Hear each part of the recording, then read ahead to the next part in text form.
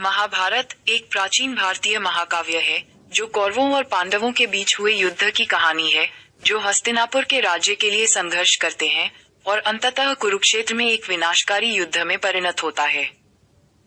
कथा का संक्षिप्त विवरण। 1. कौरव और पांडव।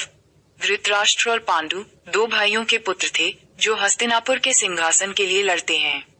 धृतराष्ट्र के 100 पुत्र थे जिन्हें कौरव कहा जाता था और पांडु के 5 पुत्र थे जिन्हें पांडव कहा जाता था। 2. जुए और वनवास।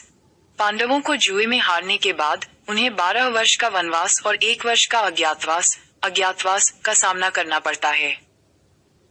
3. युद्ध की शुरुआत। पांडवों के वनवास की अवधि समाप्त होने के बाद वे अपने राज्य वापस मांगते हैं, लेकिन कौरवों द्वारा इनकार कर दिया जाता है, जिसके परिणामस्वरूप कुरुक्षेत्र का भयंकर युद्ध होता है। 4. युद्ध और परिणाम। 18 दिनों तक चलने वाले इस युद्ध में कौरवों की सेना का विनाश हो जाता है और पांडव विजयी होते हैं। 5. धर्म और अधर्म।